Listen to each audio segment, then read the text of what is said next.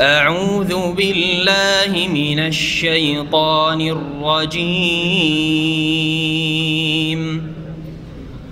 قل آمنا بالله وما أنزل علينا وما أنزل على إبراهيم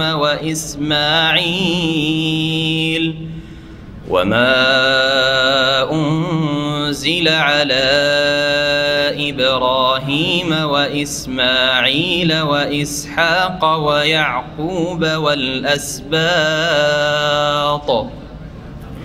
والأسباط وما أوتي موسى وعيسى والنبيون من ربهم لا نفرق بين أحد منهم ونحن له مسلمون ومن يبتغ غير الإسلام دينا فلن يقبل منه وهو في الآخرة من الخاسرين كيف يهدي الله قوما كفروا بعد إيمانهم وشهدوا أن الرسول حق وجاءهم البينات والله لا يهدي القوم الظالمين أولئك جزاؤهم أن عليهم لعنة الله والملائكة والناس أجمعين خالدين فيها لا يخفف عنهم العذاب ولا هم ينظرون إلا الذين تابوا من بعد ذلك وأصلحوا فإن الله غفور رحيم. السلام عليكم ورحمة الله وبركاته. إن الحمد لله نحمده ونستعينه ونستغفره ونعوذ بالله من شرور أنفسنا ومن سيئات أعمالنا من يهده الله فلا مضل له ومن يضلل فلا هادي له وأشهد أن لا إله إلا الله وحده لا شريك له وأشهد أن محمدا عبده ورسوله صلى الله تعالى عليه وعلى آله وصحبه وسلم تسليما كثيرا.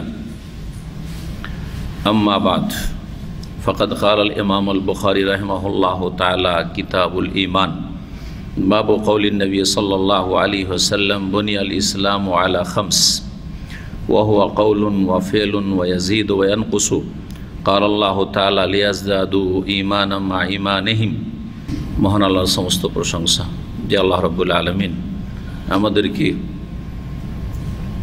আল্লাহ রাব্বুল আলামিনের মনোনীত দ্বীনের কথা শিখার জন্য শিখাবার জন্য শোনার জন্য শোনাবার জন্য ইসলামিক সেন্টার দাম্মামে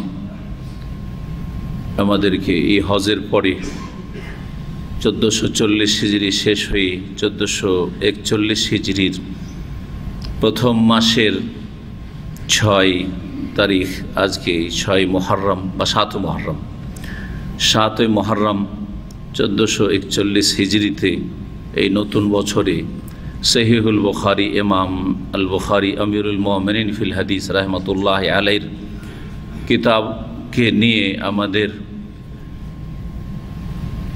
আলোচনার সুযোগ দান করেছেন, তৌফিক দান করেছেন। এই জন্য আল্লাহ রাব্বুল আলামিনের শুকরিয়া আদায় করি, বলুন আলহামদুলিল্লাহ। পৃথিবীতে এমন মুসলিম কমই আছে যাদেরকে আল্লাহ দিন শিখার জন্য অথবা শিখাবার জন্য মনোনীত করেছেন। তাদেরকে রাসূলুল্লাহ সাল্লাল্লাহু আলাইহি ওয়াসাল্লাম সবচাইতে উত্তম মানুষ বলে আখ্যায়িত করেছেন। খায়রুকুম মান তাআল্লামাল কুরআন ওয়া আল্লামাহ, তোমাদের মধ্যে সবচাইতে উৎকৃষ্ট মানুষ, ভালো মানুষ, যাদের মধ্যে কল্যাণ রয়েছে ওরা হচ্ছে ওই সব লোকেরা যারা কোরআনের কথা শিখে অথবা শিখায়, সেটা সরাসরি কোরআনে কারীমের কথা হোক, তাফসীরের আকারে, যা আমরা আলহামদুলিল্লাহ দীর্ঘ 10 বছরে শেষ করেছি, অথবা কোরআনে কারীমের ব্যাখ্যা, সর্বোত্তম ব্যাখ্যা হচ্ছে আল কোরআনুল কারীমের পরে রাসূলুল্লাহ সাল্লাল্লাহু আলাইহি সাল্লামের সুন্নাহ হাদিসের চর্চা হোক। কারণ হাদিসের ব্যাখ্যা ছাড়া, হাদিস সম্পর্কে জ্ঞান অর্জন করা ছাড়া কোরআনে কারীম বোঝা সম্ভব নয়। যেমন বোঝা সম্ভব নয় কোরআনে কারীম হাদিসকে উপেক্ষা করে, ঠিক তেমনি কোরআনের উপর আমল করা সম্ভব নয় হাদিসের প্রতি আমলকে উপেক্ষা করে। তাহলে আমলের আগে ইলম হাসিল করতে হবে। সুতরাং কোরআনে কারীমের জ্ঞানের সাথে সাথে জ্ঞান সম্পূর্ণ হবে না বা সেই জ্ঞান কোনো কাজে আসবে না যদি রাসূলুল্লাহ সাল্লাল্লাহু আলাইহি সাল্লামের সহিহ সুন্নাহ, সেই হাদিস সম্পর্কে জ্ঞান অর্জন আমরা না করি। এই উদ্দেশ্যে সহিহুল বুখারীর ধারাবাহিক দর্শ আমরা শুরু করেছি 1440 হিজরির শেষ দিকে। আমরা আর অল্প কয়েকটা 6-7টা আলোচনা দর্শ শেষ করেছি কিতাবুল ওহী পর্বের, আর তারপরে ঈমানের পর্ব আমরা শুরু করেছি হজের পর এসে।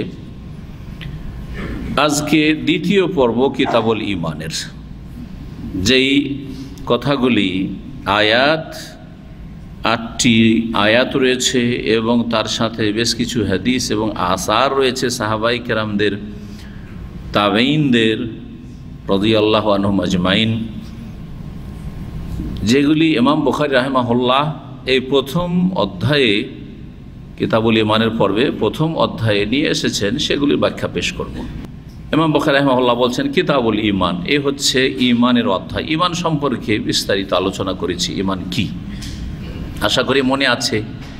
ঈমান একটি বস্তুর নাম না একাধিক বস্তুর নাম? একাধিক বস্তুর নাম। কি কি?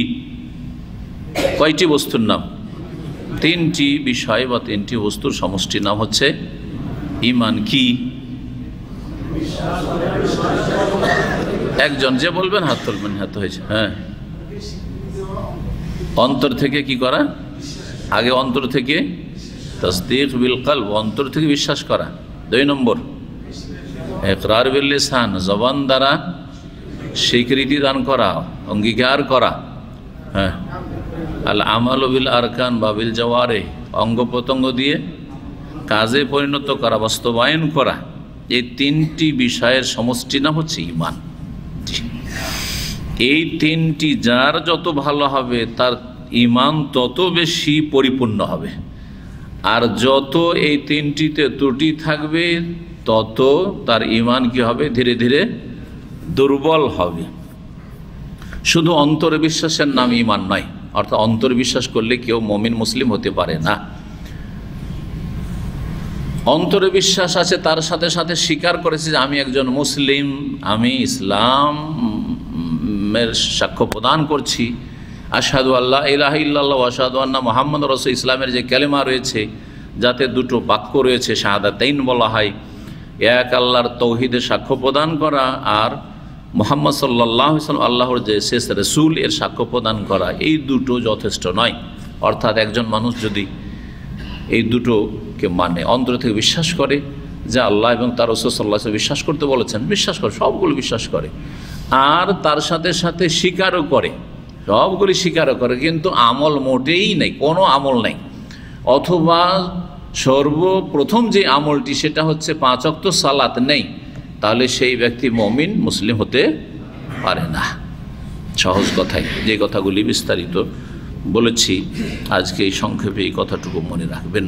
আমল হতেই হবে। যারা বলছেন নামাজ ত্যাগকারী বড় কাফের না, তাদের কাছেও কিছু না কিছু আমল হইতে হবে। আর যারা বলছেন যে সালাত এমন একটি গুরুত্বপূর্ণ ফরজ আমল যে সালাত যদি ত্যাগ করে কেউ তাহলে সে কাফের হয়ে যায়, তাহলে সালাতের আমল থাকতেই হবে। আমলের অনেকগুলি আমলের মধ্যে কি থাকতে হবে? কমপক্ষে 5 ওয়াক্ত সালাত 17 রাকাত প্রতিদিন থাকতে হবে, তাহলে সেই ব্যক্তি কি হবে? মুমিন মুসলিম হবে। আর তারপরে অন্যান্য আমলে যত ঘাটতি হবে তত বেশি ঈমান কি হবে? দুর্বল হবে। যত আমল বাড়বে তত বেশি ঈমান বাড়বে, বৃদ্ধি পাবে। ঈমান বাড়া আর কমা একটি বিষয় আসবে, জি। আর ঈমান একটি বস্তুর নাম না বা একটি বিষয়ের নাম না, তিনটি বিষয়ের বা তিনটি বিষয়ের সমষ্টির নাম হচ্ছে ঈমান। এই দুটি বিষয় হচ্ছে ইমাম বুখারী রাহিমাহুল্লাহর প্রমাণ করা উদ্দেশ্য এই আয়াতগুলি থেকে বা এই আসার বা হাদিসগুলি থেকে। জি, বলছেন ইমাম বুখারী রাহিমাহুল্লাহ, বাবু কওলিন নবী সাল্লাল্লাহু আলাইহি ওয়াসাল্লাম। এই অধ্যায় হচ্ছে নবী করিম সাল্লাল্লাহু আলাইহি ওয়াসাল্লামের একটি বাণীর, সেটি হচ্ছে বুনিয়াল ইসলাম আলা খামস। ইসলামের বুনিয়াদ কায়েম হয়েছে, ইসলামের ভিত্তি স্থাপিত হয়েছে পাঁচটি বিষয়ের ওপর। পাঁচটি বিষয়, পাঁচটি স্তম্ভ রয়েছে, পাঁচটি খুঁটি রয়েছে, যে পাঁচটি খুঁটির ওপর ইসলাম কি হয়েছে? ইসলাম প্রতিষ্ঠিত, ইসলাম কায়েম। এগুলোকে কি বলা হয়? আরকানে ইসলাম বা আরকানুল ইসলাম বলা হয়। ইসলামের রুকুন সমূহ, পিলার্স বা খুঁটি, স্তম্ভ যাই বলেন, আরকানে ইসলাম সহজ ভাষায়। ঈমানের আরকান কয়টি? 6টি। এই 6, 5, 11টি। ঈমান ইসলাম ছাড়া হইতে পারে না, আর ইসলাম ঈমান ছাড়া হইতে পারে না। সুতরাং 6 আর 5, 11টি যখন আপনার মধ্যে থাকবে, তখন আপনি একজন মুমিন আর মুসলিম। যে মুমিন সে মুসলিমও, আর যে মুসলিম সে মুমিনও। ইসলাম আর ঈমানে পার্থক্য আছে কিনা এই বিষয়টি বিস্তারিত আলোচনা হয়েছে। সংক্ষেপ আবার বলছি, যখন শুধু ইসলাম বলবো তার মধ্যে ঈমান প্রবেশ করে যাবে। যখন শুধু ঈমানের কথা বলবো তখন তাতে ইসলাম ঢুকে পড়বে।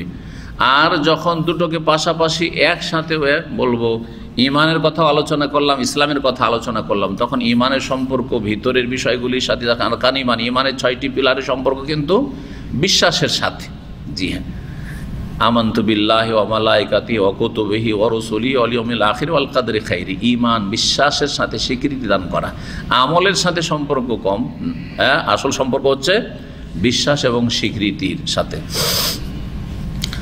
যেগুলি আরকান ঈমান, ঈমানের পিলার। এগুলির পক্ষান্তরে যখন ইসলামের আরকান বলবো, আল ইসলাম আনতা শাহাদা আল্লা ইলাহা ইল্লাল্লাহ ওয়া আন্না মুহাম্মাদান রাসূলুল্লাহ ওয়া তুকিমুস সালাতা ওয়া তুতিজ যাকাতা ওয়া তাসুমু রমাদান ওয়া তাহুজ্জুল বাইতা ইন ইসতাতা ইলাইহি সাবিলা, যেমন রাসূলুল্লাহ সাল্লাল্লাহু আলাইহি সাল্লামের অনেকগুলি হাদিস রয়েছে মর্মে।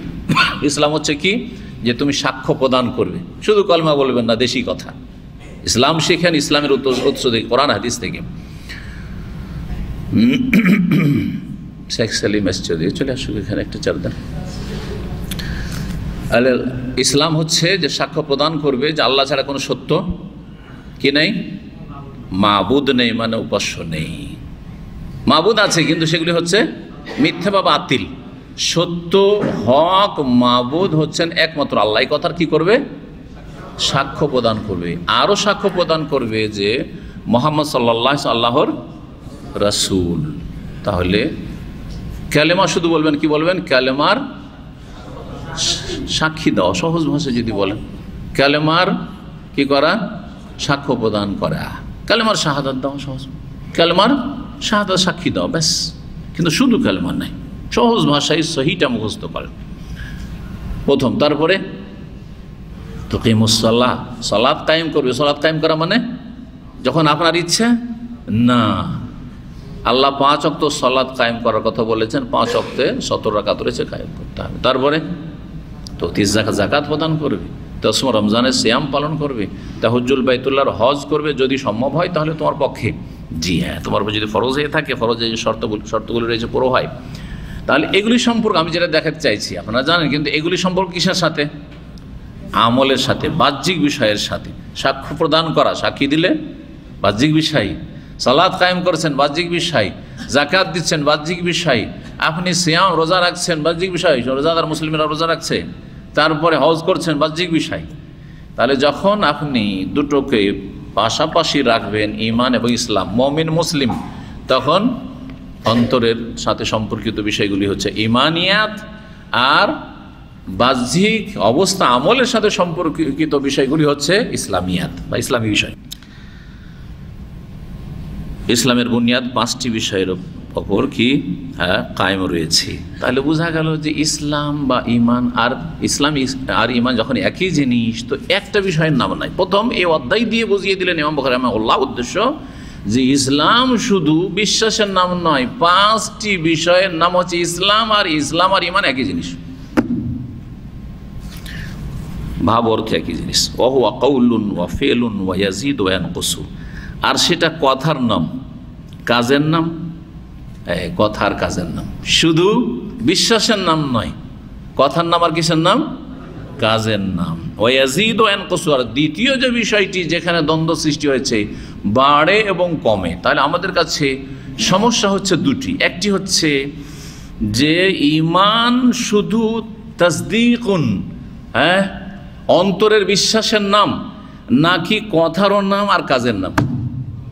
তো বলছেন কথার নাম কাজের নাম।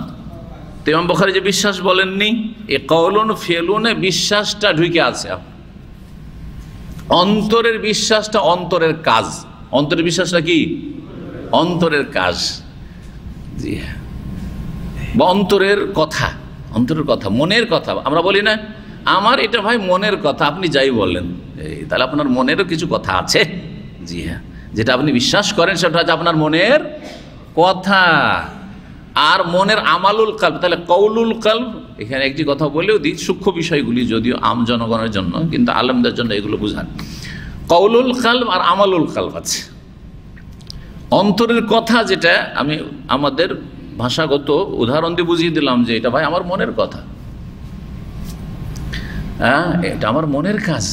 মনের কাজ ভালোবাসা, আল্লাহকে ভালোবাসি সবচেয়ে বেশি, আল্লাহ রাসূল সবচেয়ে বেশি ভালোবাসি, দ্বীনকে ভালোবাসি, সাহাবায়ে কেরামদেরকে ভালোবাসি, উম্মাহাতুল মুমিনিনদেরকে ভালোবাসি, তাবেঈনদেরকে ভালোবাসি, তাবেঈনকে ভালোবাসি, স্বর্ণযুগের মানুষদেরকে ভালোবাসি, মুমিনদেরকে ভালোবাসি, আলেম ওলামাকে ভালোবাসি, আল্লাহর দ্বীনের খাদেমদেরকে ভালোবাসি। কিসের স্বার্থ? কোনো দুনিয়ার স্বার্থ নেই। চিনি আর না চিনি, সারা বিশ্বের মুমিন মুমিনা সবাইকে ভালোবাসি।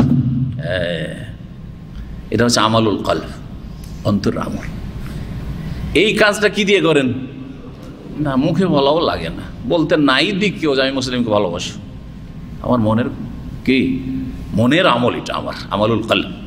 তো কওলুন ও ফেলুন বলে, ফেলুন মানে আমালুন, ফেল মানে কর্ম, আমাল।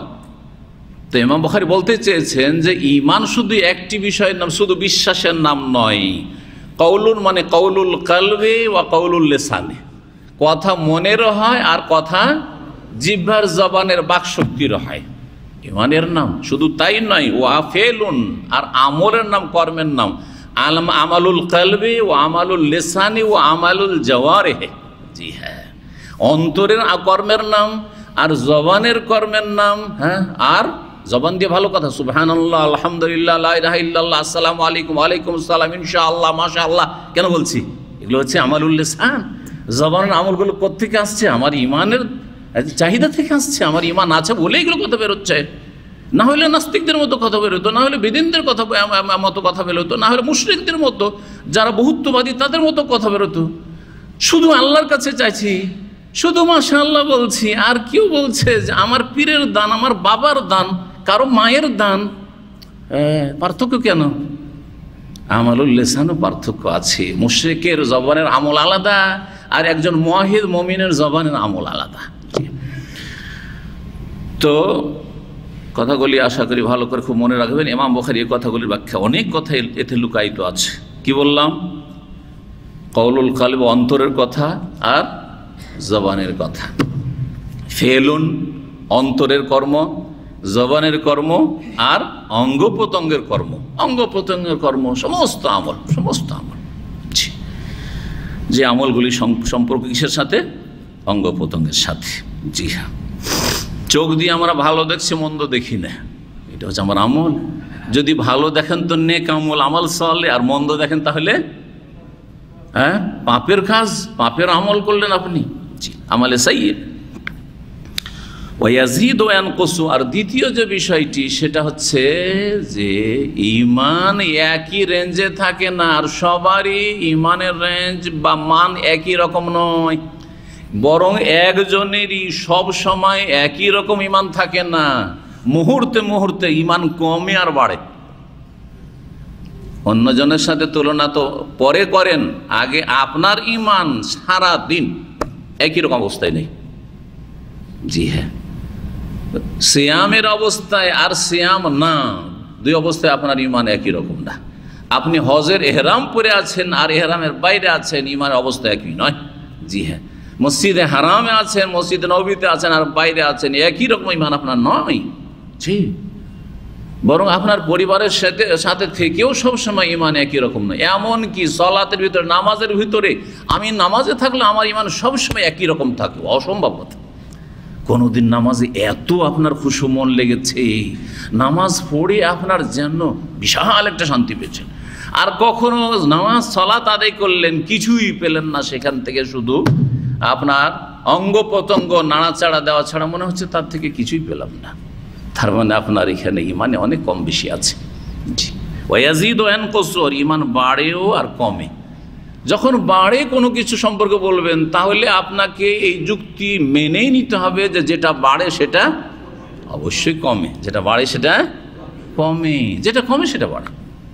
জি, এই কথাগুলি এই জন্য বললেন যে কিছু কিছু ভ্রান্ত আকীদার অনুসারীরা তারা এই ক্ষেত্রে সহি আহলে সুন্নাত ওয়াল জামাতের আকীদাতে নেই। তারা বলছে ইমান একটি বিষয়ের নাম, কয়েকটি বিষয়ের সমষ্টি নয়। এখানে একটা দ্বন্দ্ব ছিল যেটা খণ্ডন হয়ে গেল। আর দ্বিতীয় হচ্ছে যে একদল বলছেন যারা আহলে সুন্নাত নয় এই ক্ষেত্রে, ইমানের ক্ষেত্রেই বরং আহলে বিদআত, তারা বলছে যে ইমান কমেও না বাড়ে না, ইমান কমেও না আর বাড়ে না। একটা খোঁড়া যুক্তি, ইমান যদি কমে তাহলে তো কুফরি চলে আসবে বা মুনাফিকি চলে আসবে, সুতরাং আমরা মানতেই পারি না। যখন কমে না তাহলে বাড়েও না, কারণ যেটা কমে মানলে বাড়াও মানতে হবে আপনাকে। সেজন্য তারা ইমান কমে না বাড়ে না, কারো ইমান নাকি কমে না বাড়ে না। যদি কমে না বাড়ে না, আসল ইমানটা হাকিকাতুল ইমানে একই অবস্থায় থাকে, যদি একেবারে যদি হাকিকাতুল ইমান, যেবার ইমানের মর্ম কথা, আসল যে মর্মটি সেইটাও যদি নেওয়া যায় তবুও সেটা বাড়ে এবং কমে। এটাও গবেষক ওলামারা বলেছেন আহলে সুন্নাত ওয়াল জামাতের আহলে বিদআতের খণ্ডন করতে গিয়ে। ওরা বলছে অন্তরের কথা, ইমান হচ্ছে অন্তরের বিষয়, অন্তরের বিষয়টি ইমান বিশ্বাস বাড়ে আর কমে কেমন করে মানবো? তখন তাদের খণ্ডনে বলছেন যে আপনার অন্তরের অন্যান্য সমস্ত কাজ, অন্তরে যে কাজগুলি রয়েছে, অনেক কাজ অন্তর দিয়ে আমরা করি, সেগুলি বাড়ে আর কমে। খুশি হওয়া কিসের কাজ? আজকে আমার চেহারাটা খুশি বলেন না, মনটা খুশি বলেন, তাহলে কলব, খুশিটা কিসের কাজ? আমালুল কলব। কমে না বাড়ে? না বাড়ে না? একই রকম। আপনার খুশি সারা জীবনে একই রকম? আপনার বিবাহের দিনের খুশি আর আপনার ভাইয়ের বিবাহের খুশি একই রকম? মোটেই না। জি, আপনি আজকে বিশাল কিছু পেয়েছেন আলহামদুলিল্লাহ, আর আপনার মাত্র মাসে 50 টাকা বেড়েছে, এবছর 50 টাকা, খুশি সমান?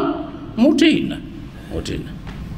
আপনার ঘরে প্রথম ছেলে সন্তান এসেছে বা মেয়ে সন্তান, একটা সন্তান এসছে, সেই খুশি, আর একটা হচ্ছে আপনার বোনের সন্তান এসছে, খুশি সমান?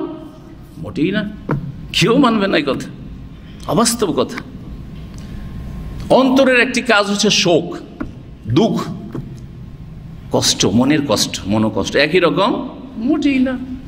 কারো মা মারা গেছে কষ্ট, কারো স্ত্রী মারা গেছে, কারো স্বামী মারা গেছে, সমান? মোটেই সমান নয়। ভাই মারা গেছে, বোন মারা গেছে, আত্মীয় স্বজন মারা গেছে, সমান? মোটেই সমান না।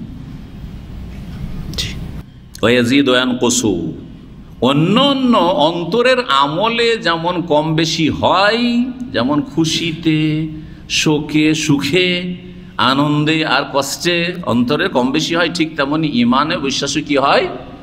কম আর বেশি হয়। যারা এই আহলে সুন্নাত ওয়াল জামাতের আকীদা মানেননি, তারা বলে যে এইটা বাইরের আমলের কারণে কম বেশি হয়, আসলটা বাড়ে না। এটাও ভুল কথা, আরো শুনে রাখে। তারা বলে যে বহিরাগত অবস্থার কারণ, মানে অন্তরের যে ইমানটা ওইটা কমে না বাড়ে না, বহিরাগত অবস্থার কারণ। বহিরাগত অবস্থা হচ্ছে যেদিন অনেক নেকির কাজ করলো তখন ইমান বেড়ে গেল, এই অর্থে। ধরেন একদিন আপনি অনেক আল্লাহর জিকির আজকার করলেন, 100 বার করে লা ইলাহা ইল্লাল্লাহ ওয়াহদাহু লা শারীকা লাহুল মুলকু ওয়া লাহুল হামদু ওয়া হুয়া আলা কুল্লি শাইইন কাদির, সাইয়্যিদুল ইস্তিগফার, আর অনেক তওবা ইস্তিগফার করেছেন, অনেক কান্নাকাটি করে দোয়া করেছেন, আর একদিন সারাদিন কিছুই নেই। বলছে এই আমলগুলির কারণে বাড়ে আর কমে, কিন্তু আসল ইমান বাড়ে কমে না, এটাও ভুল। এই মতটি সম্পৃক্ত করা হয় ইমাম আবু হানিফা রাহিমাহুল্লাহর সাথে, কিন্তু ইমাম আবু হানিফা রাহিমাহুল্লাহর দিকে সম্পৃক্ত যে করা হয়েছে এটা স্বীকৃত নয়, সন্দেহপূর্ণ। কারণ যেই কিতাবগুলির বরাত দিয়ে বলা হয়েছে ইমাম বুখারীর মত না, ইমাম আবু হানিফার মত হচ্ছে এটি, ইমাম আবু হানিফার কিতাব এগুলো না, তার পরে লিখে তার সাথে সম্পৃক্ত করা হয়েছে, এটা একটা অনেক বড় বিষয়, যার ফলে এটা স্বীকৃত নয় যে আসলে কি আবু হানিফা রাহিমাহুল্লাহর মতে এরকম ছিল যে ইমান একটি বিষয়ের নাম আর ইমান কমে না বাড়ে না। তবে যারা ইমাম আবু হানিফার অনুসারী হানাফি বলে পরিচিত তাদের এটি হচ্ছে মাসলাক। আকীদার ক্ষেত্রে এখানে কিন্তু তাদের সাথে একটা পার্থক্য রয়েছে। আহলে সুন্নাত ওয়াল জামাতের মুহাদ্দিসিনে কেরাম, আহলে হাদিস এবং শাফেঈ, মালিক, আহমদ সমস্ত আইম্মায়ে কেরাম বলছেন যে ঈমান হচ্ছে তিনটি বিষয়ের সমষ্টির নাম, একটি বিষয়ের নাম নয়। এক, দুই নম্বর হচ্ছে যে ঈমান কমে আর বাড়ে। ঈমান সকলের ঈমান সমান নয়, একই রকম নয়, আর তার সাথে সাথে একই লোকের সব সময় ঈমান একই রকম থাকে না, কমে আর বাড়ে। এর বেশি আর এই ক্ষেত্রে বেশি বলার প্রয়োজন মনে করছি না। দলিলগুলি শুনেন যে ঈমান বাড়ে কমে তার। কাল আল্লাহ তাআলা, ইমাম বুখারী স্বয়ং দলিল দিচ্ছেন, মহান আল্লাহ ইরশাদ করে লিয়াজদাদু ঈমানা মা ঈমানিহিম, সূরাতুল ফাতহির আয়াত নম্বর 4। আল্লাহ বলছেন যাতে করে তাদের ঈমানের সাথে আরও ঈমান বৃদ্ধি পায়। লিয়াজদাদু ঈমানান, তাদের যে পূর্ব ঈমান আছে, অলরেডি ঈমান আছে, যেমন আমরা জন্মসূত্রে মুসলিম মুমিন, আমাদের ঈমান আছে না নেই? বলছি এই ঈমানের সাথে তাদের ঈমান যাতে আরও বাড়ে। আল্লাহ বলছে, তাহলে বোঝা গেল যে ঈমান কি হয়? বাড়ে। আল্লাহ কোরআনে স্পষ্ট বলে যখন ঈমান বৃদ্ধি হয়, বাড়ে, তখন যেটা বাড়ে সেটা একটু আগে কি ছিল? কম ছিল। দ্বিতীয় দলিল সূরা কাহফের আয়াত নম্বর 13, আল্লাহ বলছেন ওয়াজিদনাহুম হুদা। এই যে যুবকরা, ওই যে কাহফের যে ঘটনা রয়েছে, যেই যুবকরা ঈমান নিয়ে সেই গুহায় আশ্রয় নিয়েছিল, আল্লাহ বলছেন যে ইন্নাহুম ফিতিয়াতুন, তারা কয়েকজন যুবক ছিল, আমানু বিরব্বিহিম, তারা রবের প্রতি ঈমান নিয়ে এসেছিল, শিরক থেকে তারা তওবা করে মুমিন মুসলিম হয়ে গিয়েছিল, কুফরির ধর্ম, শিরকের ধর্ম তারা পরিত্যাগ করেছিল। আমানু বিরব্বিহিম ওয়াজিদনাহুম হুদা, সুতরাং আমি তাদের হেদায়েতকে বৃদ্ধি করে দিয়েছিলাম। তাহলে বোঝা গেল হেদায়েত যখন বৃদ্ধি হয়, আর হেদায়েত কিসের? ঈমানের হেদায়েত, ইসলামের জন্য হেদায়েত, তাই না? যখন বৃদ্ধি হয় তখন সেটা কমেও। জি হ্যাঁ, কারো বৃদ্ধি হয় কারো কমে। দেখেন অনেক লোক আছে আলহামদুলিল্লাহ দিন শিখে শিখে তাদের ঈমান বৃদ্ধি পাচ্ছে, আর অনেকে আছে আগে ঈমান ইসলামের অবস্থা ভালো ছিল, এখন তার সর্বনাশ হচ্ছে, আছে না? অনেকে আছে, অনেকে ধার্মিক ছিল আর তারপরে বেদিন হয়ে যাচ্ছে, বা সহি আকীদায় ছিল ভ্রান্ত আকীদায় চলে যাচ্ছে, হচ্ছে না? যদিও তাদের সংখ্যা কম আলহামদুলিল্লাহ। যেমন ইসলামে আসার পরে মুরতাদ হওয়ার সংখ্যা একেবারে কম, ঠিক তেমনি সহি আকীদার অনুসারী হওয়ার পরে ভ্রান্ত আকীদায় চলে যাওয়ার সংখ্যা একেবারে কম। এর বিপরীতটা দেখবেন যে অমুসলিম, হ্যাঁ মুসলিম হচ্ছে এর সংখ্যা অনেক বেশি। ঠিক তেমনি ভ্রান্ত আকীদার, ভ্রান্ত পথের পথিকরা সহি আকীদার সহি পথে আসছে, আসার পরে এদের সংখ্যা অনেক বেশি। এটা কি প্রমাণ করে?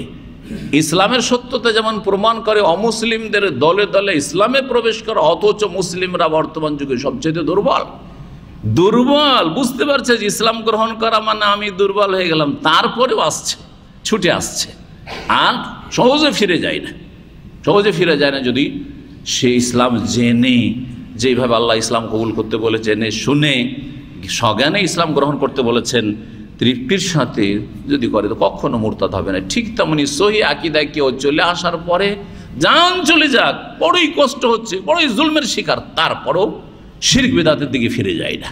জি হ্যাঁ, এটা কি প্রমাণ করে? যে কোরআন সুন্নাহকে আঁকড়ে ধরতে হবে, সহি আকীদার অনুসারী হইতে হবে। আমার ঈমান ইসলামটা রাসূলুল্লাহ সাল্লাল্লাহু আলাইহি ওয়াসাল্লামের ছেড়ে যাওয়া ঈমান ইসলামের মতো হইতে হবে। আমার ঈমান ইসলামটা সাহাবায়ে কেরামদের ঈমান ইসলামের মতো হইতে হবে। যেই আকীদা আমলগুলি সেই যুগে ছিল, সালাফদের যুগে, সাহাবায়ে কেরামদের যুগে, সেই আকীদা আমলটা আমাদের হইতে হবে। এর ভিন্ন কোনো আকীদা আমল চলবে না, সেটা হচ্ছে ভ্রান্ত পথ। এটা যারা বুঝে নেওয়ার পরে চলে এসেছে তাকে কেউ ফিরাতে পারছে না। এটা প্রমাণ করে যে সহি আকীদাই সালাফদের ছেড়ে যাওয়া ইসলামটাই হচ্ছে হক, এবং সালাফি মানহাজটাই হক। আহলে হাদিস আর মুহাদ্দিসিনদের মানহাজটাই, পথটাই হচ্ছে হক। জি, তৃতীয় আয়াত, ওয়াজিদুল্লাহুল্লাযী নাহতাদাউ হুদা, সূরা মারইয়ামের আয়াত নম্বর ৭৬। আল্লাহ ইরশাদ করেছেন, আল্লাহ বৃদ্ধি করে দেন ওই সব লোকদের হেদায়েতকে যারা হেদায়েত প্রাপ্ত হয়। যারা হেদায়েতের পথে এগিয়ে আসে, আল্লাহ ওদের হেদায়েতকে আরে কি করেন? বাড়িয়ে দেন, বৃদ্ধি করে দেন। এর দ্বারা কি বোঝা গেল? হ্যাঁ, যে হেদায়েত আর হেদায়েতটা হচ্ছে ঈমান ইসলামের, সেটা বাড়ে। এটা কি হয়? বাড়ে। দেখেন, আপনারা নিজের ওজন করেন, নিজের ওজন নিজেই করেন যে আমি গত বছর বা 5 বছর আগে কেমন ছিলাম। আকীদার ক্ষেত্রে অনেকে দুর্বল ছিলেন, অনেকের আকীদা সহি থাকলো, আমলে অনেক ত্রুটি ছিল। এখন অনেক পাপ থেকে মুক্ত হয়ে গেছে আলহামদুলিল্লাহ। হ্যাঁ, তারপরে অনেক নেকির কাজ বেড়েছে আলহামদুলিল্লাহ। এক সময় ছিল আরে কাবিরা গুনাহ হয়তো করতেন না, আপনি মনে করছেন যে করতেন না। আর মানুষের হকের ক্ষেত্রে অনেকে কাবিরা গুনাহ করে। ফরজ ওয়াজিবে কোনো ঘাটতি ছিল না, 5 ওয়াক্ত সালাত ঠিক ছিল, যাকাত ঠিক ছিল, সিয়াম ঠিক ছিল, মাশাআল্লাহ আপনার বিবির হেজাবও ঠিক আছে। কিন্তু দেখা যাচ্ছে যে আপনার দৈনন্দিন সকাল সন্ধ্যার জিকির আজকার ছিল না। এখন মাশাআল্লাহ সকাল সন্ধ্যার জিকির ছাড়া আপনি মোটেই আপনার দিনপাত হয় না। সকালে উঠে প্রথম সকালবেলা জিকির, সন্ধ্যাবেলা ঘুমাবার আগে আমার সন্ধ্যাবেলা জিকির, ঠিক না? 5 ওয়াক্ত সালাতে, ফরজ সালাতের পরে কখনো জিকির মিস যায় না, যেটা 2 বছর আগে 1 বছর আগে ছিল না। তাহলে ঈমান বৃদ্ধি পেল না? ঈমান বৃদ্ধি পেয়েছে আপনার। এইভাবে আপনি বুঝতে পারবেন যে আপনার ঈমানটা বেড়েছে না কমেছে। যদি আপনার ঈমান বাড়া মনে হয় তো আল্লাহর শুকরিয়া আদায় করেন, শুকরিয়া আদায় করে আরও আমলে চেষ্টা করেন, তাহলে আল্লাহ কি করবেন? এই নিয়ামতকে আরও বৃদ্ধি করে দেবেন। লাইন শাকারতুম লাযিদান্নাকুম। আর যদি দেখেন যে আমার তো অবস্থা খারাপ দেখছি, আরে এর আগে অনেক নেক আমল করতাম, গত বছর তাহাজ্জুদ পড়তাম, এবার তাহাজ্জুদ ছুটে গেছে। গত বছরগুলিতে আমি সলাতুদ দুহা পড়তাম, এবার সলাতুদ দুহা মাসকে মাস চলে যাচ্ছে, পড়ি না। গত বছর সকাল সন্ধ্যার জিকির আজকার করতাম, সালাতের পরে মসজিদে বসতাম, জিকির আজকার করতাম, সপ্তাহে 5টা দার্সে আসতাম, এখন সপ্তাহে 1টাতেও আসি না, মাসে একবার করে রূপ চেহারা দেখাইতে আসি দিনী ভাইদেরকে। তাহলে বুঝতে হবে যে আপনার অবস্থা খারাপ হতে চলেছে। আপনি এখন কি করেন? সংশোধন করেন, ইসলাহে নাফসের সুযোগ আছে, ইসলাহ করেন। আপনি একসময় আপনি দাওয়ার কাজ করতে মাশাআল্লাহ নিজেও হেদায়েত হওয়ার পরে কত লোককে সহি রাস্তা দেখিয়েছেন, এখন আপনি বিভ্রান্তির দিকে, আপনাকে দাওয়াত দেওয়ার প্রয়োজন হয়ে গেছে, ভাই চলেন ইসলামিক সেন্টারে দিন শিখেন। না না, তাহলে আপনার অবস্থা খারাপ হয়েছে। আল্লাহ হেদায়েত করেন আপনাকে, এবং আপনি নিজের চিন্তা করেন যে আপনার কি পরিণাম ভালো নয়, কিন্তু আপনার আল্লাহ যেন বুঝার। তবে যদি ফিরে চলে আসতে ভাগ্যবান, যে আলহামদুলিল্লাহ, না আমি বুঝতে পেরেছি এখন যে এটা আমার ভুল হয়ে গেছে, এই পথে আর যাব না, কারণ এটা আমার লক্ষণ খুব খারাপ। কারণ ধীরে ধীরে আমরা কোন দিকে যাচ্ছি? আপনি আমি সকলে কোন দিকে যাচ্ছি? দুনিয়ার দিকে না আখিরাতের দিকে, কবরের দিকে যাচ্ছি ভাই। হ্যাঁ, যেখানে কি হিসাব নিকাশ শুরু ওই দিকে যাচ্ছি। সুতরাং যেখানে আমি কদম বাড়াচ্ছি আমি কবরের দিকে, তাহলে আমার আমল ভালো হবে, আমার আকীদা ভালো হবে, আমার আখলাক চরিত্র ভালো হবে, আমার লেনদেন ভালো হবে, আমি যেন ফেসে না যাই, আমার জিন্দগিটা সুন্দর হবে, এরকম হওয়া উচিত। এই নয়, অনেকে হতভাগা আছে, 30 বছর 40 বছর তার চারিত্রিক কোনো দোষ ছিল না, কোনো মেয়ের সাথে তার মানে খারাপ সম্পর্ক ছিল না। আউযুবিল্লাহ, এখন এই ফিতনার যুগে, নেটের যুগে প্রেম করা শুরু করেছে, আউযুবিল্লাহ, চ্যাটিং করা শুরু করেছে, এই আপনার সোশ্যাল মিডিয়ার যুগ, আউযুবিল্লাহ। আপনার ভাগ্য খারাপ, ভাগ্য খারাপ। এদিকে দাঁড়িয়ে পাকতে যাচ্ছে, আপনার বয়স বাড়তে যাচ্ছে, শরীর অসুস্থ হতে যাচ্ছে, আর এদিকে পাপ বাড়তে যাচ্ছে। কি চরিত্র আপনার? ঈমান বাড়ছে না কমছে? আপনি চিন্তা করুন। আল্লাহ যেন বোঝার তৌফিক দান করেন। সুবহানাল্লাহ, ভাগ্যবান ওই ব্যক্তি যেই ব্যক্তি এই আত্মপর্যালোচনা করতে পারছে যে আমি আমল আকীদাকে সুন্দর করতে পারছি না, আরও খারাপ হচ্ছে। জি, আর এটা করে যদি ভালো হয়ে যেতে পারেন, আমল আর দাওয়াত বাড়ছে আর আমার আলহামদুলিল্লাহ, এলিম আরও বাড়ছে আমার, দিনের জ্ঞান বাড়ছে, ফিকহ বাড়ছে, আমল আলহামদুলিল্লাহ বাড়ছে, দিনের দাওয়াতের কাজ আলহামদুলিল্লাহ বাড়ছে, আরও কিছু করতে পারছি, তাহলে বলেন আলহামদুলিল্লাহ। কিন্তু ধীরে ধীরে ঠান্ডা হয়ে যাচ্ছে, আপনাকে খুঁজে আর পাওয়া যায় না, তাহলে জানবেন যে ভাগ্য খারাপ। অন্য জায়গায় খুঁজে পাওয়া যাচ্ছে আড্ডা দিতে, তাহলে ভাগ্য খারাপ আপনার। জি, চলেন বলছিলাম দলিলগুলি ইমাম বুখারী রাহিমাহুল্লাহ যে নিয়ে এসেছেন। ওয়াল্লাযীনা হাতাদাউ, আল্লাহ বলছেন যারা হেদায়েত পেয়েছে বা হেদায়েত প্রাপ্ত হয়েছে, যাদাহুম হুদা, আল্লাহ তাদের হেদায়েতকে বৃদ্ধি করে দেন আরো, ওয়া আতাহুম তাকওয়াহুম, এবং তাদেরকে আল্লাহ তাকওয়া প্রদান করেন। তাহলে বোঝা গেল যারা হেদায়েত হওয়ার চেষ্টা করে আল্লাহ কি করেন, আরো তাকে নিয়ামত হিসাবে, যখন তুমি চেষ্টা করেছো দেখো আরো বোনাস নাও, আরো হেদায়েত করবো তোমাকে, আরো হেদায়েতের পথে তোমাকে আরো বৃদ্ধি করব। আর আল্লাহ তাকওয়া দান করেন, আল্লাহ ভীরুতা দান করেন। জি, সংযমী হবেন, আল্লাহর ভয়ে আরো বেশি আপনি ভালো কাজ করবেন আর মন্দ কথা কাজ থেকে দূরে থাকবেন। সূরা মুহাম্মদ আয়াত নম্বর 17 কি প্রমাণ করলো এই আয়াত, যে বাড়ে, কি বাড়ে, হেদায়েত, ইমানের দিকে হেদায়েত দিক নির্দেশনা বাড়ে আল্লাহর পক্ষ থেকে। তাহলে ইমান যখন বাড়ে তখন কারো কমে। তারপরে আল্লাহ বলছেন, হ্যাঁ কয়টি আয়াত হলো ভালো করে গণ দেখি, 1 2 3 4 হয়ে গেছে, 5 নম্বর আয়াত। হ্যাঁ, সূরা মুহাম্মদের আয়াত নম্বর 17 পড়লাম, তাই না? 5 6 নম্বর আয়াত সূরাতুল মুদ্দাসির আয়াত নম্বর 31, ওয়ায়াজদাদাল্লাযীনা আমানু ঈমানা, বলছেন যারা ঈমানদার হয়েছে তারা ঈমানে বেড়ে যায়, মানে ঈমানের ক্ষেত্রে তারা কি করে, অগ্রগামী হয়। ইয়াজদাদাল্লাযীনা আমানু, ইয়াজদাদা হচ্ছে ফির লাজিম বাবে ইফতিয়াল থেকে, সুতরাং তাদের ঈমান বৃদ্ধি হয় বা তারা ঈমানের ক্ষেত্রে বেড়ে যায়। সূরা মুদাসসির, তার বোঝা গেল যে ঈমান বৃদ্ধি পায়। মানুষের বিভিন্ন অবস্থা, অন্তরের অবস্থাও পরিবর্তন। সুবহানাল্লাহ, এক সময় চেষ্টা করেও অন্তর নরম হইতো না, আর এখন সবসময় অন্তরটা নরম থাকে। ভালো লক্ষণ, আলহামদুলিল্লাহ। এখন সবসময় অন্তরটা যেন নরম, কান্না কান্না ভাব, অহংকার মুক্ত, নিজেকে খুব ছোট লাগে, নিজেকে খুব তুচ্ছ লাগে, কখন যে মত চলে আসে, কখন যে মালাকুল মত ওত পেতে আছে, জানি না এখান থেকে বেরিয়ে যেতে পারবো কি না, কখন যে সুবহানাল্লাহ চলে যেতে আল্লাহর কাছে হিসাব দিতে হয়, এই কথাগুলি বারবার স্মরণ হচ্ছে। আর এক সময় আপনার স্মরণ হইতো না, তাহলেও আলহামদুলিল্লাহ, এটা হচ্ছে কি ঈমানের বৃদ্ধি পাওয়া। 6 নম্বর আয়াত হলো, তাই না?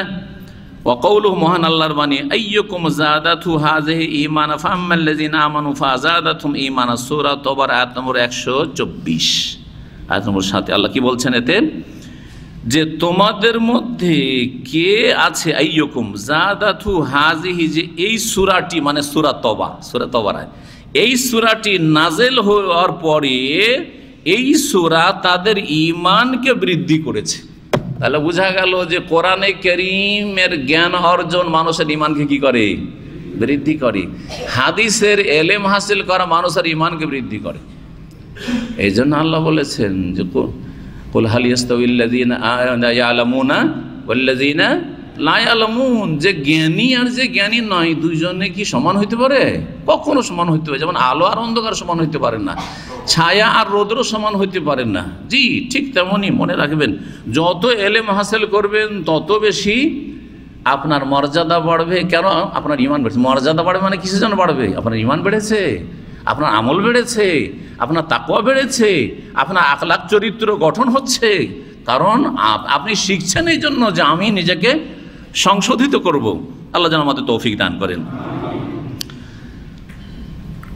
8 নম্বর আয়াত সম্ভবত, তাই না?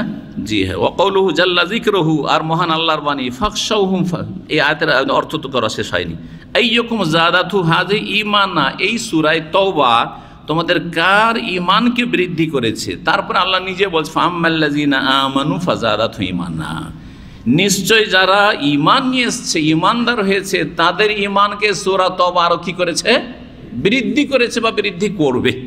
কথা ঠিকই। একজন লোক ঈমানদার, সে যদি বারবার করে কোরআন তেলাওয়াত করে আর বিশেষ করে অর্থ বুঝে পড়ে, বিশেষ করে সেটা গভীরভাবে অর্থ বুঝে তাফসীর সহ পড়ে, তাদাব্বুরে কোরআন করে, যেটাকে বলে আল্লাহ কোরআন ভাষা বলে তাদাব্বুর, মানে গভীরভাবে গবেষণামূলক পড়াশোনা করা, যে আল্লাহ আমাকে কি বলতে চাইছেন, আল্লাহ এখানে মানব জাতির জন্য কি চেয়েছেন, এতে আমাদের কি কল্যাণ রয়েছে, গভীরভাবে যদি পড়ে তাহলে কি হয়, ঈমান আরও বেশি বৃদ্ধি পায়। সেই কথা আল্লাহ বলছেন। যখন সূরা তওবা পড়ে, সূরা তওবাকে বলা হয় সূরাতুল ফাদিহা, এতে মুনাফিক যারা কপট তাদেরকে আল্লাহ কি করেছেন, তাদের মুখোশ খুলে দিয়েছেন, তাদেরকে লাঞ্ছিত অপদস্থ করেছেন আল্লাহ রাব্বুল আলামিন। মুখোশ খুলে দিয়েছেন, আর লুকিয়ে থাকতে পারবে না মদিনার সমাজে, হ্যাঁ, নিজেকে মুসলিম বলে পরিচয় দিয়ে। তো এর মাধ্যমে মুমিনদের ঈমান বৃদ্ধি পেয়েছে। আলহামদুলিল্লাহ, আমার মধ্যে এই মুনাফিকি চরিত্রগুলো নেই, আমার মধ্যে এই মুনাফিকি আকীদাও নেই, মুনাফিকি চরিত্র নেই, মুনাফিকি কথাও নেই। আমি আলহামদুলিল্লাহ মুনাফিকি মুক্ত। তখন কি হবে? তার ঈমান আরো বৃদ্ধি পাবে যে আল্লাহ আমাকে রক্ষা করেছেন, না হলে তো আমিও তো আব্দুল্লাহ বিন উবাই যেমন তেমন লোক ছিল না যে মুনাফিকদের বড় নেতা। সে মদিনার সবচেয়ে বড় নেতা ছিল। তার তো সবচেয়ে বড় হিংসা হলো যে মোহাম্মদ কেন আসলো সাল্লাল্লাহু আলাইহি ওয়াসাল্লাম। এই লোক আসাতে তো আমার নেতৃত্ব চলে গেল, কারণ তাকে নেতৃত্বের মুকুট পরাবার জন্য প্রস্তুত ছিল আওস খাজরাজের লোকেরা। যে মদিনার এক বাক্যে স্বীকৃত নেতা এই আব্দুল্লাহ বিন উবাই হতে যাচ্ছে। আর ওই সময় হিজরত করলেন মোহাম্মদ রাসূলুল্লাহ সাল্লাল্লাহু আলাইহি ওয়াসাল্লাম। আওস খাজরাজেরা মুসলিম হয়ে গেল। আরে মুসলিম হয়ে যাওয়া তাদের, আর নবীর হিজরত করে আসাই তার স্বপ্ন চূর্ণ বিচূর্ণ হয়ে গেল। আর মেনে নেওয়া যায় না? মোটেই না। তবে এর ক্ষতি যে করতে পারবো না সরাসরি, তাহলে ভিতরে ঢুকে ক্ষতি করা। এ হচ্ছে মুনাফিকদের রহস্য। মুনাফিকরা এইরকমই করে, যে সরাসরি পারে না। মুসলিম সমাজে যেখানে মুসলিম মেজরিটি আছে সেখানে মুনাফিক বেশি পয়দা হয়। মুসলিম যেখানে মাইনরিটি সেখানে সাধারণত মুনাফিক পয়দা হয় না, মুনাফিক পয়দা হয় না। ওগুলো মুনাফিক না। জি, সরাসরি কুফরির কথা বলতে তাদের কোনো ভয় নেই, কিন্তু মুনাফিক ইসলামের কথাও বলে, আবার তার মধ্যে ইসলাম ধ্বংস করার জন্য রাত দিন প্রয়াস চালাচ্ছে। জি, আল্লাহ যেন তাদের প্রয়াসকে ধূলিসাৎ করেন।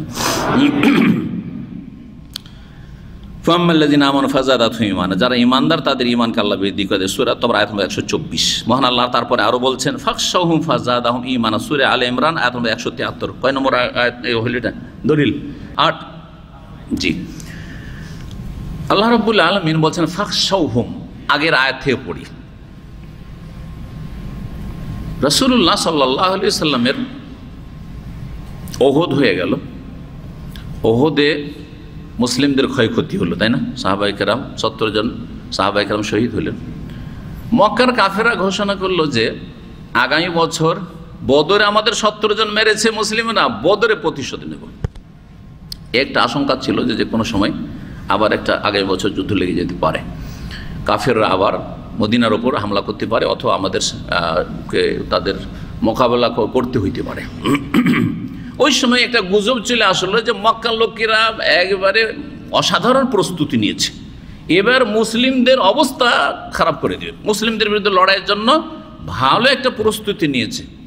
ইন্নান নাসা কাদ জামাউ লাকুম, মক্কার কাফেররা তোমাদের জন্য সেনাবাহিনী প্রস্তুত করেছে। ফাখশাউহুম, মুনাফিকরা চায় যে মুমিনদের কি মনোবল দুর্বল হয়ে যায়। হ্যাঁ, তাদেরকে ভয় করো, একটু চিন্তা করো, খালি নাকে তেল দিয়ে ঘুমাইলে হবে না, এইসব কথা বলে এদের মনোবল দুর্বল করতে চেয়েছিল, কিন্তু হিতে বিপরীত। হ্যাঁ, এই করতে গিয়ে কি হয়ে গেল? ফাযাদাহুম ঈমানা, তাদের ঈমানকে আল্লাহ বৃদ্ধি করে দিলেন, সাহাবায়ে কেরামদের ঈমানকে। আর ওয়াকালু, আর বলে হাসবুনাল্লাহু ওয়া নি'মাল ওয়াকিল, আল্লাহ আমাদের জন্য যথেষ্ট, এবং আল্লাহ হচ্ছেন সর্বোত্তম কর্মবিধায়ক, সব কাজের মালিক আল্লাহ। আমাদেরকে কাজ করতে হবে, ফলাফল রেজাল্ট আল্লাহর হাতে, ফলাফল কারো হাতে নেই, রেজাল্ট ফাইনাল আল্লাহর হাতে। আমাকে কাজ করতে বলা আছে, ঈমান, আমল, এলেম, দাওয়াত, কাজ করো, রেজাল্ট, বরকত, ফলাফল আমার হাতে নেই, আল্লাহর হাতে আছে। আপনি কাজ করে ছেড়ে দিন, কাজটা আপনার ভালো হইতে হবে, ইখলাসের সাথে হইতে হবে, আর সুন্নাহ মোতাবেক হইতে হবে, নবীর তরিকায় হইতে হবে সাল্লাল্লাহু আলাইহি ওয়াসাল্লাম। মনে রাখবেন, ওয়াকালু হাসবুনাল্লাহু ওয়া নি'মাল ওয়াকিল ফানকালাবু বিনি'মাতিন মিনাল্লাহি লাম ইয়ামসাসহুম সু। আল্লাহ বলছেন যে হাসবুনাল্লাহ বলে তাদের ঈমান যখন বেড়ে গেল, হিম্মত বেড়ে গেল, মনোবল আরো মজবুত হয়ে গেল, তারা আল্লাহর নিয়ামত এমনভাবে ফিরলো যে লাম ইয়ামসাসুস, কোন রকমের অনিষ্ট তাদেরকে স্পর্শ করলো না। মক্কার কাফেররা তারাই ভয়ে ভীত হয়ে আর আসলোই না, ওরাই ঘোষণা করেছে আগামী বছর বদলা নেব বদরে, আর ওরা সাহসী করলো না। তারপরে 9 নম্বর আয়াত ভালো করে দেখবেন। জি হ্যাঁ, ওয়াকাউলু, মহান আল্লাহ, ওমা যাদাহুম ইল্লা ঈমানান ওয়া তাসলিমা।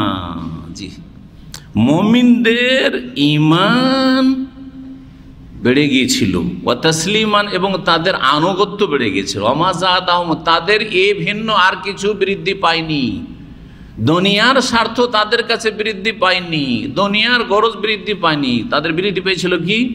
ঈমান এবং তসলিম, মানে আনুগত্য, আল্লাহর আনুগত্য করা। জি, আল্লাহ যা হুকুম করবেন মেনে নেব, নবী সাল্লাল্লাহু আলাইহি ওয়াসাল্লাম যা বলবেন তাই মেনে নেব, সবসময় প্রস্তুত আছে নবী করিম সাল্লাল্লাহু আলাইহি ওয়াসাল্লাম আদেশ পালনের জন্য। এটা আরও বেড়ে গিয়েছিল। এইসব আয়াত দ্বারা কি বোঝা গেল? যে ঈমান বাড়ে, যখন বাড়ে তাহলে কারো কমেও, যখন যেই লোকের বাড়ে তো মাঝে মধ্যে কমে, বা একটু আগে কম ছিল সেই জন্যই বাড়লো। হ্যাঁ, যদি একই অবস্থায় থাকলে তাহলে বাড়ার কথাই বলা হইতো না কোরআনে। এছাড়াও কোরআনে অনেক আয়াত আছে, এই আয়াতগুলি না, ইন্নামাল মুমিনুনা আল্লাযীনা ইযা যুকিরাল্লাহু ওয়াজিলাত কুলুবুহুম ওয়া ইযা তুলিয়াত আলাইহিম যাদাতুহুম ঈমানা, তাদের কাছে কোরআনের তেলাওয়াত করে যখন শোনানো হয় তখন তাদের ঈমান কি হয়? বৃদ্ধি হয়। দেখেন এইখানে কোরআন সুন্নাহর কথা শুনছেন, এইখানে যে ঈমানটা হচ্ছে, যে অবস্থায় আছে কিছুক্ষণ আগে ছিল না, আবার কিছুক্ষণ পরে হয়তো থাকবে না, থাকবে, ঈমান আছে। এই না যে ঈমান নেই, তার মানে ঈমান আছে কিন্তু কম আর বেশি অবশ্যই। ওয়াইজা তুলিয়াত আলাইহিম আয়াতু যাদাতুহুম ঈমানা ওয়া আলা রাব্বিহিম ইয়াতাওয়াক্কালুন, এইরকম অনেক আয়াত কোরআনে কারীমে আছে যা প্রমাণ করে যে ঈমান বাড়ে, সুতরাং কমে। তারপরে এখন কিছু আসার নিয়ে আসছেন। একটি আসার হাদিস রয়েছে, ওয়াল হুব্বু ফিল্লাহি ওয়াল বুগযু ফিল্লাহি মিনাল ঈমান। নবী সাল্লাল্লাহু আলাইহি ওয়াসাল্লাম হাদিস, আল্লাহর জন্য ভালোবাসা আর আল্লাহর জন্য বিদ্বেষ রাখা হচ্ছে ঈমানের অন্তর্ভুক্ত। আমি কাকে ভালোবাসবো? যে আল্লাহকে ভালোবাসে, আল্লাহ রাসূল সাল্লাল্লাহু আলাইহি ওয়াসাল্লামকে ভালোবাসে, আল্লাহর দ্বীনকে ভালোবাসে, আল্লাহর বান্দাদেরকে ভালোবাসে। জি হ্যাঁ, যে মুসলিমকে ভালোবাসে আমি তাকে ভালোবাসি, যে ইসলামকে ভালোবাসে তাকে ভালোবাসি। জি, দ্বীনকে ভালোবাসে, আল্লাহর মনোনীত দ্বীনকে আমি ভালোবাসি, আল্লাহ রসুলকে ভালোবাসি। যে ভালোবাসে এর বিপরীত, যে আল্লাহকে ভালোবাসে না, আল্লাহর দ্বীনকে ভালোবাসে না, আল্লাহ রসুলকে ভালোবাসে না, মুসলিমদেরকে ভালোবাসে না, মুসলিম জুলুম অত্যাচার চালাচ্ছে, হ্যাঁ, মুসলিমদের উপর জুলুম অত্যাচার করার জন্য সে পাঁয়তারা করছে ইত্যাদি, মুসলিম নিধন করছে, তাকে ভালোবাসি না, তাকে ভালোবাসি না। জি, এটা হচ্ছে ঈমান। আমার ঈমান, অন্তর ঈমান। এটা মুখে বলাও অনেক পারলে বললাম, কিন্তু কথা হচ্ছে যে যদি মুখে নাও বলেন কিন্তু অন্তরে এই আসল ঈমানটা আগে হইতে হবে মুখে বলার আগে। অনেক সময় মুখের বলার ক্ষমতা কেড়ে নিতে পারে, যে মুখে বলতে পারছেন না, কাজ করার ক্ষমতা কেড়ে নিতে পারে, কিন্তু অন্তরে যে আল্লাহর জন্য ভালোবাসা আর আল্লাহর জন্য বৈরিতা, এটা কেউ কেড়ে নিতে পারে না, এটা অবশ্যই থাকতে হবে। কিন্তু তার বিপরীত যদি হয়, আপনার রুমে একটা মুমিনও আছে, একটা কাফের আছে, আরে দুটোই রুমমেট, এটাও আমার বন্ধু ওইটাও আমার বন্ধু। আজকাল অধিকাংশ মুসলিমদের অবস্থাটা এমনটাই হয়েছে, এই জন্য মুসলিমদের দুর্দশার শেষ নেই। জি, ওয়াকাতা ওমর আব্দুল আজিজ রাহিমাহুল্লাহ তাআলা বা রাহিমাহুল্লাহ তাআলা আমিরুল মুমিনিন খলিফা রাশেদ ওমর ইবনে আব্দুল আজিজ রহমতুল্লাহ আলাইহ, তিনি মাত্র 3 বছর খেলাফতে ছিলেন। জুলুম অত্যাচারের যুগে একজন খলিফায়ে রাশেদ হয়েছিলেন বনু উমাইয়া থেকে, তিনি হচ্ছেন ওমর ইবনে আব্দুল আজিজ রহমতুল্লাহ আলাইহি। 101 হিজরিতে তার ইন্তেকাল হয়। জি, যত জুলুম অত্যাচার ছিল সমস্ত জুলুম অত্যাচার দূর করে যার যে পাওনা ছিল সব তাদের কাছে পৌঁছে দিয়েছিলেন। এমন যুগ, সেই যুগটাকে বলা হয় যেই যুগে গোল আর নেকড়ে বাঘকে এক ঘাটে নামিয়ে দেওয়া হয়েছিল। এইরকম অবস্থা ছিল, কেউ কার উপরে জুলুম করতো না। রাত দিন যে কোনো সময় যেই কোনো জায়গায় যাক না কেন, একজন মহিলা তার আল্লাহ ছাড়া আর কোনো ভয় ছিল না। যে হাদিসে ভবিষ্যৎবাণী করেছে রাসূলুল্লাহ সাল্লাল্লাহু আলাইহি ওয়াসাল্লাম, যে এমন একটা যুগ আসবে যে একজন মহিলা আপনার ইয়েমেন থেকে শাম দেশে অথবা ইরাক থেকে শাম দেশে, ইরাক বা ইরাক থেকে আপনার ইয়েমেনে বা ইয়েমেন থেকে ইরাক সফর করবে। লা তাখাফু ইল্লাল্লাহ, আল্লাহ ছাড়া কারো ভয় থাকবে না, দর্শনের ভয় থাকবে না, ইজ্জত হানির মানহানির ভয় থাকবে না, যে কোনো ভয় থাকবে না, আল্লাহ ছাড়া কারো ভয় থাকবে না। এই যুগটা হচ্ছে উমর ইবনে আব্দুল আজিজ রাহমাতুল্লাহ আলাইহির যুগ। ওয়াজিব আলা গানামি, আর ছাগলের একটা ভয় থাকবে, নেকড়ে বাঘ বলে আর কোনো ভয় থাকবে না, মানুষকে ভয় করবে না, কোনো ভয় থাকবে না।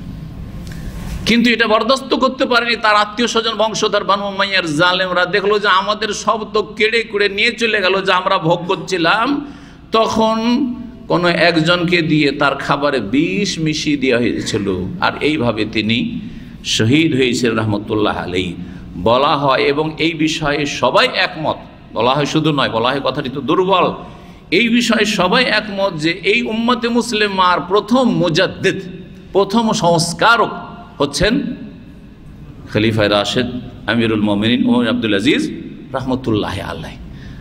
তারপরে যেসব সংস্কারকগুলি রয়েছে সেসব সংস্কারকের অনেকের সম্পর্কে দ্বিমত রয়েছে, কিন্তু অনেকে আছেন যাদের ক্ষেত্রে একমত অনেকে, কিন্তু প্রথম সংস্কারক মুজাদ্দিদ হচ্ছেন উমর ইবনে আব্দুল আজিজ রহমতুল্লাহ আলাইহি। জি, তিনি খেলাফত পাওয়ার আগে পর্যন্ত তার জীবনীতে লেখা হয়েছে যে একবার যে কাপড়টা পরতেন দ্বিতীয়বার আর পরতেন না, এত ভোগবিলাসী ছিলেন। কারণ তিনি হচ্ছেন ওমর বিন আব্দুল আজিজ বিন মারওয়ান, প্রখ্যাত যে মারওয়ান বিন হাকাম তার পোতা বা নাতি। তো খুব আমির, তার বাবা ছিলেন মদিনার আমির ছিলেন আব্দুল আজিজ বিন মারওয়ান। তো এই থেকে সুখের জীবন, ছোট থেকে এত ভোগ বিলাসের জীবন ছিল যে একটা জামা একবার পরলে আর পরা পড়ি না ব্যাস।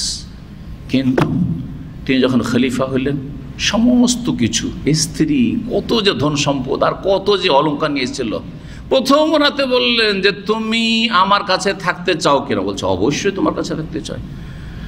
তাহলে তোমার বাবা যে এতগুলো তোমাকে উপঢৌকন দিয়ে পাঠিয়েছে, গোটা শরীরে অলংকার আর অলংকার, এগুলি কোন সম্পদ থেকে আসলো? এগুলি হচ্ছে বাইতুল মালের সম্পদ, সুতরাং সেগুলি বাইতুল মালে ফিরিয়ে দিয়ে আসো, তাহলে আমার ঘরে থাকতে পারবে।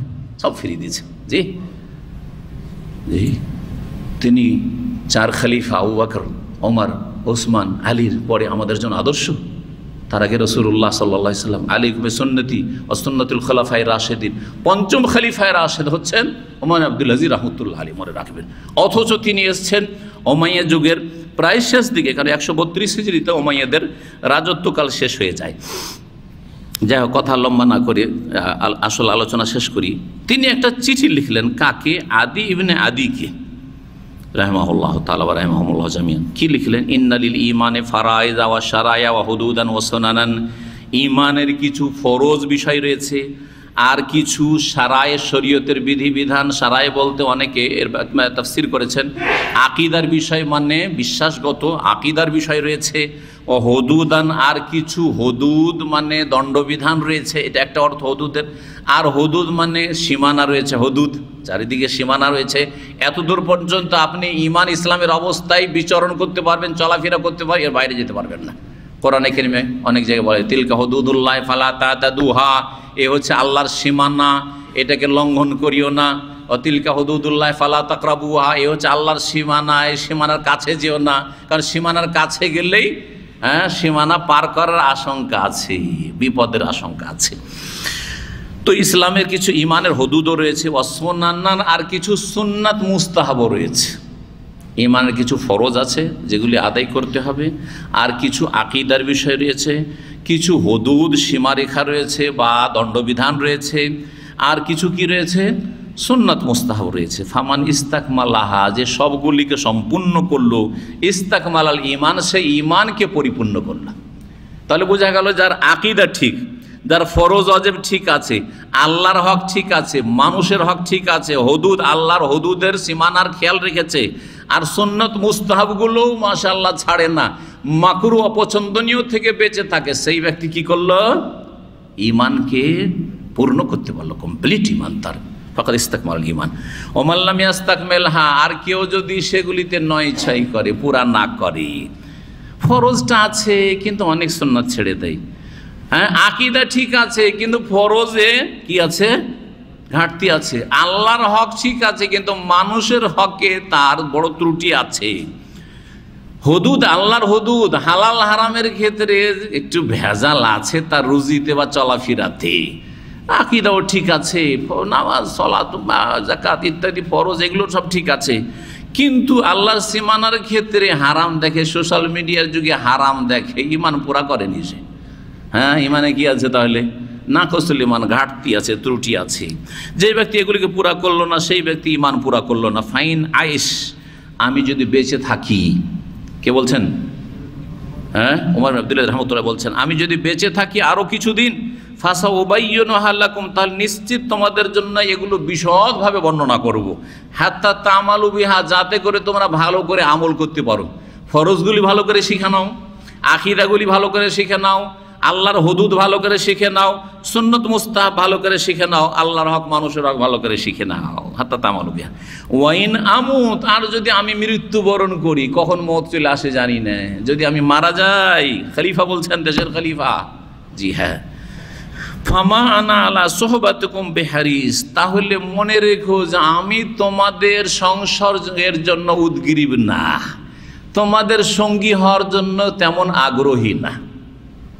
হ্যাঁ, কি বুঝলেন? হ্যাঁ, যে আমি যদি মারাও যাই তো এতে কোনো আক্ষেপ নাই, কারণ তোমাদের সাথে দীর্ঘ সময় থাকার জন্য আমি এমন কোনো আগ্রহী না, বরং আল্লাহর কাছে চলে যাওয়ার জন্যই আমি আগ্রহী। কিন্তু আমাদেরকে যদি বলা হয়, হ্যাঁ, বয়স 60 হয়ে যাচ্ছে, এখনো কল্পনা করে না যে মরে যাব, সবাই মরবে, আমি থাকবো 80, 90, তারপর দেখেন ওই বুড়োগুলোর কাছে বসে গল্প করে দেখেন, একটু অসুস্থ হলে এমন কান্নায় ভেঙে পড়ে, আমাকে দেখে তো মনে হয় ওদেরকে বলতেও ইচ্ছা হয়, আর মাঝে মাঝে একটু একটু ইশারা ইঙ্গিতে বলি, কি মরতে চান না নাকি? তাহলে আরে ভাই, বয়স হয়েছে, আলহামদুলিল্লাহ, আমল করতে থাকেন, আমল করতে থাকেন, আপনি ভালো ইমানের অবস্থায় থাকেন, আর মরণের জন্য প্রস্তুত থাকেন, লব্বাইক বলার জন্য আল্লাহকে প্রস্তুত থাকেন, আল্লাহ হাজির হাজির লব্বাইক, জি। কিন্তু না, আমরা মানুষের সাথে থাকা পছন্দ করি, রবের কাছে যেতে পছন্দ করি না। এটা যেন না হয়, এটা যেন না হয় কখনোই। এটা কার হবে? যার অনেক লোভ, ধন সম্পদের লোভ, হ্যাঁ, নেতৃত্বের গদির লোভ, হ্যাঁ, দুনিয়ার ভোগের, তুচ্ছ ভোগের সামগ্রীর লোভ, যেগুলো হচ্ছে ক্ষণিকের মাতাউল হায়াতুদ দুনিয়া, কয়দিনের আছে আবার নেই, কখন যে চলে যায়।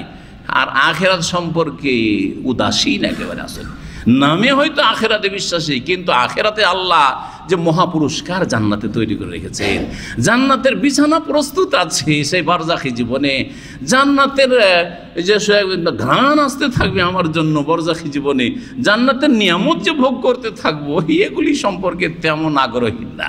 ওইটা নিরুপায় হয়ে কখন মরে যায় সেটা আলাদা কথা, ইচ্ছা করে মরতে বলছি না, কিন্তু মরণ চলে আসলে ভয় পেতে নিষেধ করছি। মরণ চলে আসলে তখন অসন্তুষ্ট হতে ভয় করছি, আমরা নিষেধ করছি আপনাদেরকে। আর আমিও মনে করি যে কখনো এটা মনে করবেন না যে আরও বাঁচলে ভালো হতো, আরও বাঁচলে ভালো হতো।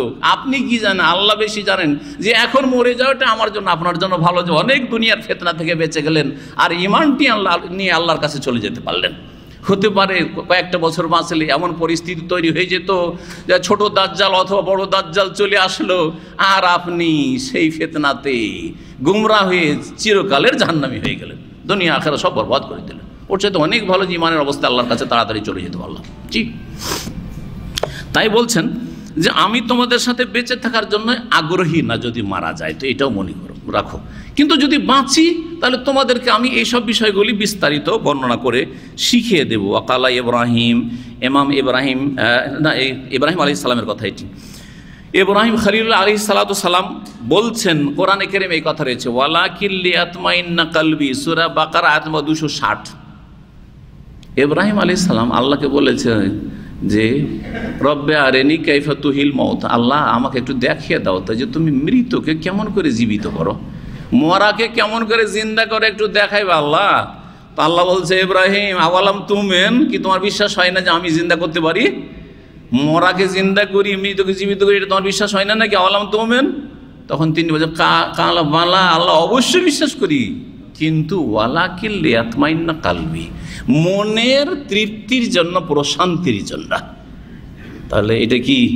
এটা দলিল যে চোখে যদি দেখে নি আমি যে একটা মৃত জীবিত আল্লাহ করলেন, তাহলে আমার ঈমান কি হবে? বৃদ্ধি পাবে।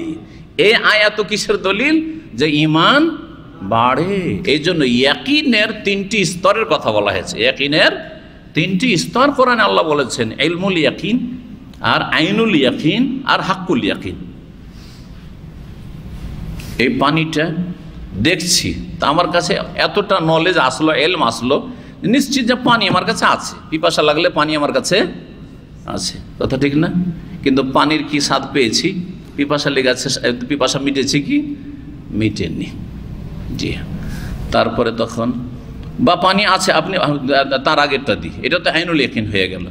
পানি আপনাদের কাছে রাখা আছে, আর আমাকে বলছেন যে শেখ চিন্তা করবেন না, পানি আছে, চিন্তা করবেন না, পানি আমার নিচে রাখা আছে, দরকার পড়লে পানি আছে। তো আমার কাছে ইয়াকিন, আপনার কথা বিশ্বাস করেছি, দিয়ে আমার কাছে কি হয়েছে? ইলমুল ইয়াকিন হয়েছে। তারপরে পানিটা এখানে টেবিলে রেখে দিয়েছেন, এখন কি হলো? চোখে দেখে বিশ্বাস যে পানি আছে, তারপরে ঠান্ডা, আইনুল ইয়াকিন, তারপরে আমি অনুভূতিত টাচ করে দেখলাম যে পানিটা ঠান্ডা আছে।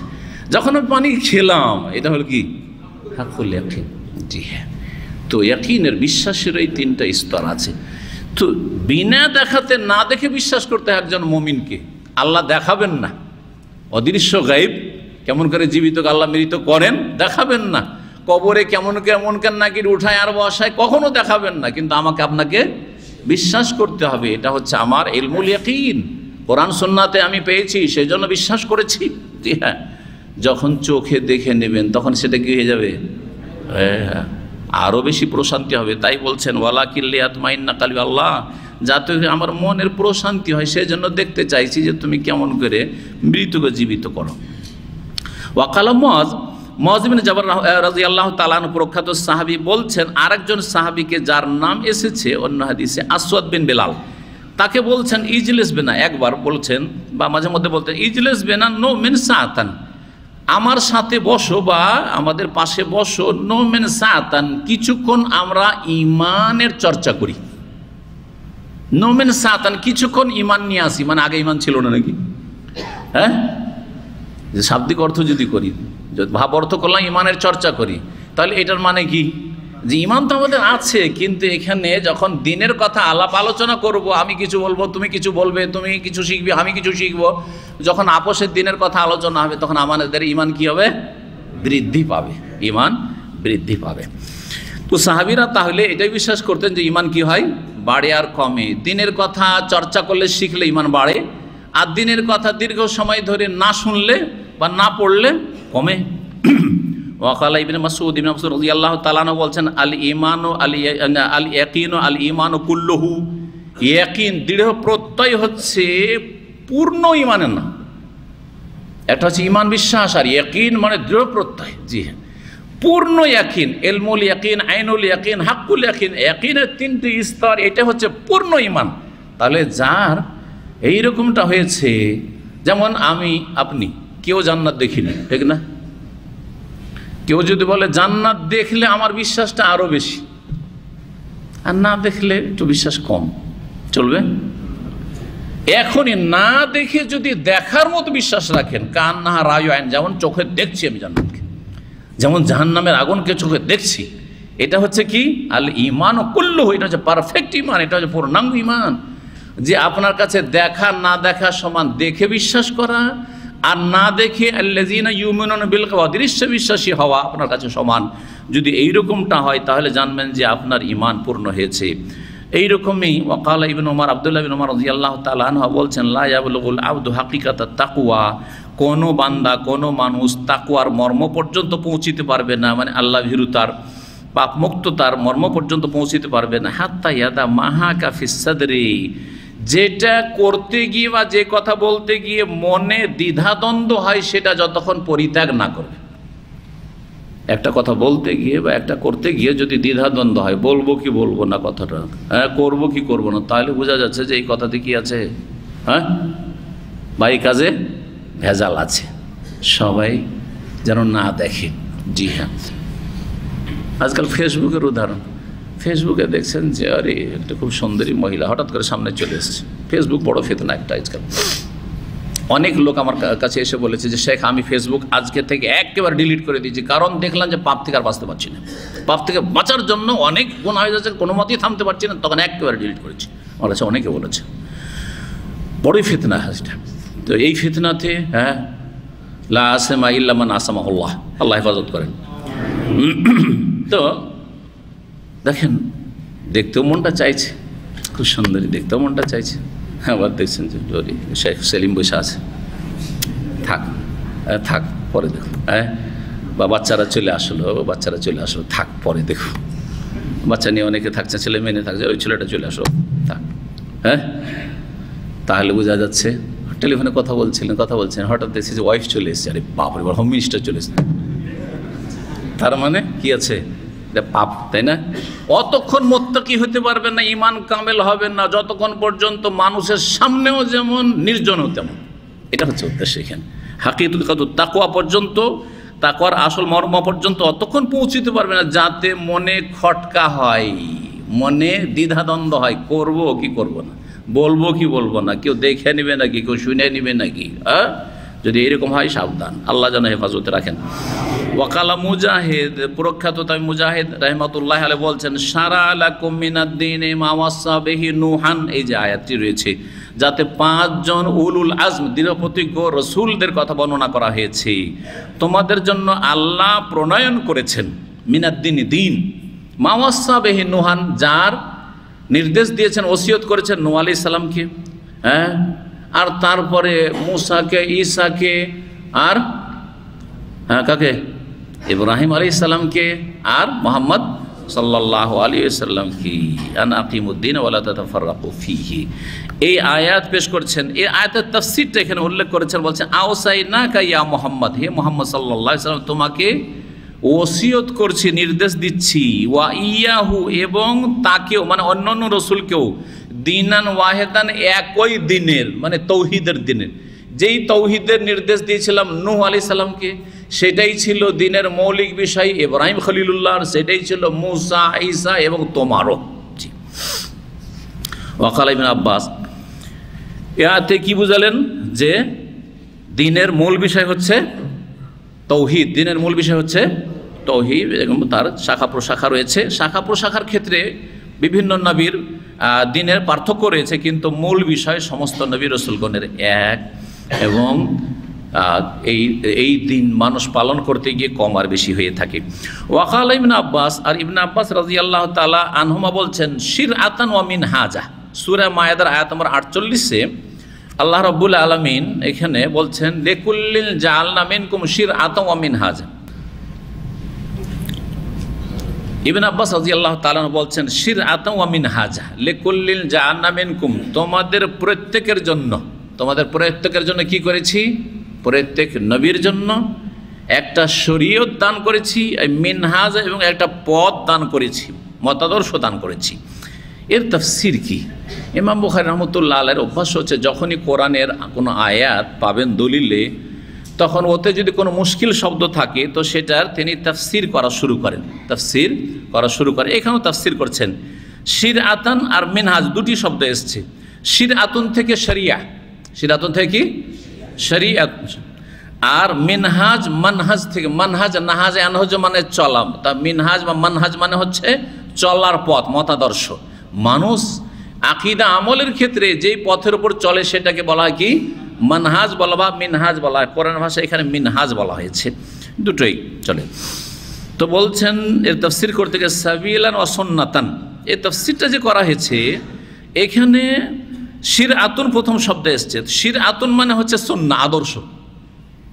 শিরআতুন মানে হচ্ছে কি? আদর্শ। আর মিনহাজান মানে হচ্ছে সাবিলান, রাস্তা, মতাদর্শ, রাস্তা। মিনহাজ মানে চলার রাস্তা, যেই পথে চলে। তাহলে প্রথম শব্দ এসছে কোরআনে কারিমে শিরআতুন, আর ওর তাফসীর শেষখানে নিয়ে আসা হয়েছে সুন্নাতান। আর মিনহাজ শেষে এসছে 2 নম্বরে, যার তাফসীর প্রথম করতে গিয়ে সাবিলান বলেছেন। সাবিল হচ্ছে মিনহাজের অর্থ, আর শিরআতান মানে হচ্ছে আপনার সুন্নাতান মানে আদর্শ, রাসূলুল্লাহ সাল্লাল্লাহু আলাইহি সাল্লামের ছেড়ে যাওয়া আদর্শ।